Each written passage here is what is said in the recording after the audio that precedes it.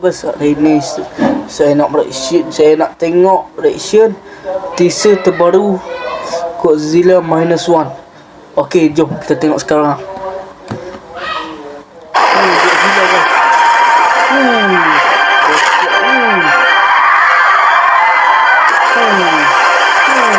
Tengok ni. Minus One.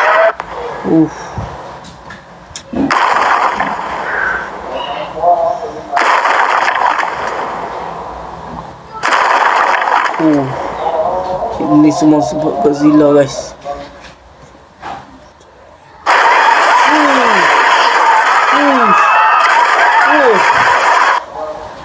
Godzilla Minus One.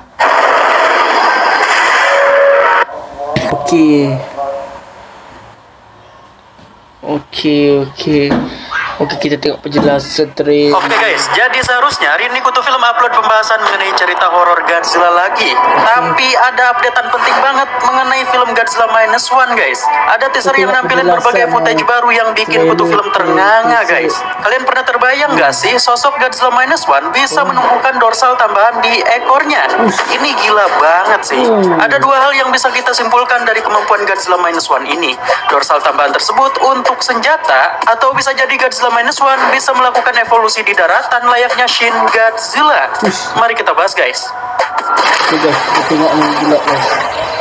Tadi kawasan kacau. Oke, jadi sebelum teaser ini rilis, Kutu Film sempat lihat postingan Instagram KDM Monsters soal pendapat kritikus mengenai film Godzilla Minus One. Katanya, kalau mau nonton film ini, kita disuruh buat bawa tisu guys. Jadi selain kengerian yang akan ditebarkan Godzilla, elemen sedih juga akan mendominasi film ini guys.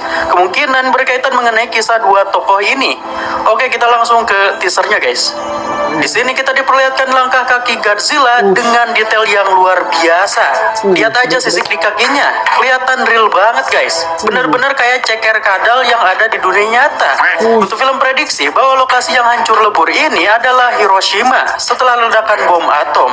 Terlihat dari bangunan ini yang mirip banget dengan foto-foto bangunan pasca kejadian tersebut.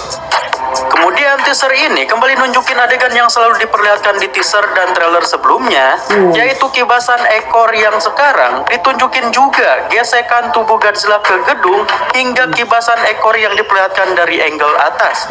Godzilla sepertinya sudah berada di Tokyo. Dia kelihatan marah besar. Seperti yang diteorikan Kutu Film di video-video sebelumnya, bahwa bisa jadi Godzilla ini marah besar karena salah satu bom atom Hiroshima dan Nagasaki menghancurkan rumahnya.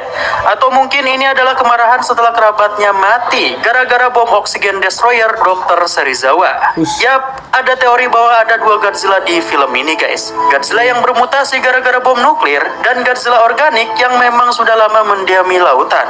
Silahkan nonton video ini untuk pembahasan lengkap soal dua Godzilla ini guys. Kemudian ini adegan yang membuat Kutu Film menganga keheranan.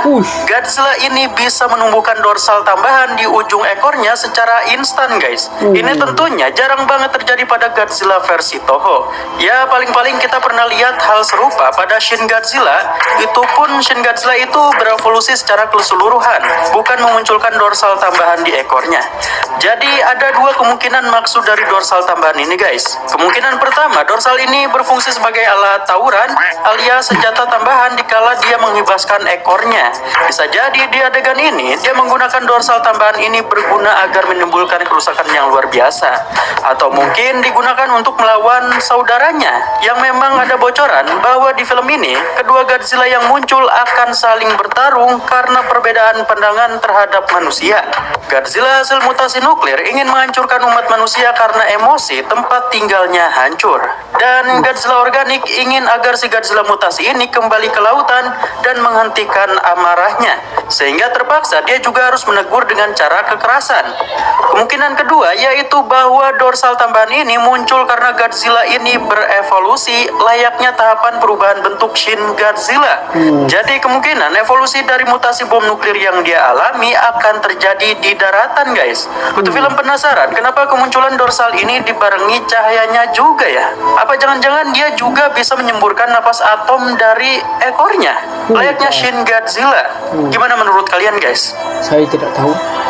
Kemudian ini nih, dari shot ini kita akhirnya ngelihat bentuk utuh dari Godzilla ini guys. Dari ujung kepala sampai ekornya. Biasanya kita lihatnya lewat figurnya aja ya kan. Kalau yang versi layar lebarnya baru kali ini guys. Kalau menurut penglihatan kutu film sih, ini campuran animatronik atau enggak kostum Godzilla sama CGI. Kelihatan kalau kepalanya itu lebih statis. Sedangkan dari pinggang sampai ekornya itu terlihat lebih luas karena CGI. Tapi CGI-nya bagus banget guys. Ini terlihat detail banget. Tentu saja ini adalah adegan lanjutan ketika tokoh Noriko Oishi yang diperankan Minami Hamabe berada di salah satu gerbong kereta yang entah setelah ini dia berhasil kabur atau dilahap Godzilla. Kalau Noriko dilahap Godzilla, kayaknya kita memang harus bawa tisu buat nonton ini guys. Soalnya Noriko ini pasti punya ikatan batin sama tokoh utama Koichi Shikishima yang diperankan oleh Ryunosuke Kamiki. Jadi bakal sedih banget sih kalau Noriko benar-benar dilahap Godzilla. Itu bakal ngebuat motif dendam Koichi terhadap Godzilla di film ini benar-benar masuk akal. Tuh. Kemudian ada rangkaian adegan sebuah kapal dikejar Godzilla. Kepala Godzilla sampai nyembul ke permukaan guys. Kurang serem apa lagi coba?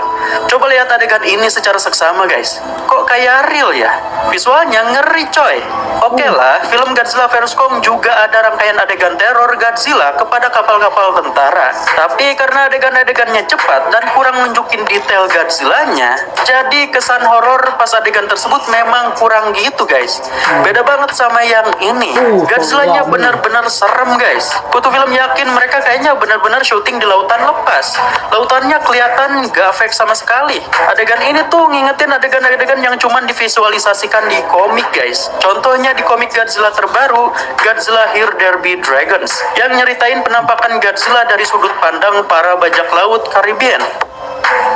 Di sini juga diperlihatkan dorsal-dorsal Godzilla yang menyala terang. Sampai saat ini kita belum dikasih lihat gimana bentuk semburan napas atom Godzilla ini selain semburan yang ini yang nggak dilihatin langsung dari mulutnya. Kemudian ada adegan tatapan tajam Godzilla. Seolah-olah adegannya nyambung sama penembakan kepala Godzilla sebelumnya guys. Lihat alis Godzilla ini guys. Kayak alis Guruga ya. Dia terlihat garang dan kayak punya semacam jenggot di bagian pinggir rahangnya. Adegan ini sudah pasti nyambung sama adegan yang ada di akhir trailer sebelumnya yang nunjukin si Godzilla ini habis dibombardir hingga ada bagian-bagian kulitnya yang terluka. Bukan hanya ditembak senjata ini aja guys. Adegan terakhir kita ditunjukkan Godzilla meraung di hadapan kepulan asap bom nuklir yang terlihat di trailer sebelumnya. Kutu film tentunya belum mengetahui apakah ini raungan kemenangan seperti yang selalu digaungkan Godzilla Monsterverse atau raungan kemarahan. Ini baru teaser kedua loh guys. Kita belum dikasih full trailer selanjutnya. Padahal kurang dari sebulan lagi, film ini akan tayang di Jepang bertepatan pada ulang tahun Godzilla yang ke-70 tanggal 3 November 2023. Untuk beberapa negara luar Jepang seperti Amerika Serikat dan Jerman akan tayang tanggal 1 Desember 2023. Kutu film belum dapat info kapan bioskop Indonesia akan menayangkannya. Tapi kalau berpatokan pada film Shin Ultraman, film tersebut tayang di Indonesia setelah 3 bulan penayangan di Jepang guys. Jadi kalau berpatokan dengan Shin Ultraman, kita baru bisa nonton Godzilla Minus One pada awal tahun 2024 guys. Oke, nanti kutu film infokan lagi kalau ada info penayangan ini guys ya. Oke, gimana menurut kalian guys? Teaser trailer Godzilla Minus One terbaru ini udah punya gambaran belum gimana filmnya nanti? Oke, terima kasih sudah nonton video ini. Jika kalian suka silahkan klik like-nya dan jangan lupa buat share ke teman-teman kalian yang suka pembahasan mengenai dunia Godzilla. Saya Kutu Film, see you in the next video. Oke guys, terima kasih sudah menonton. Kita lagi di video selanjutnya. Bye. Assalamualaikum. Baik. Oke.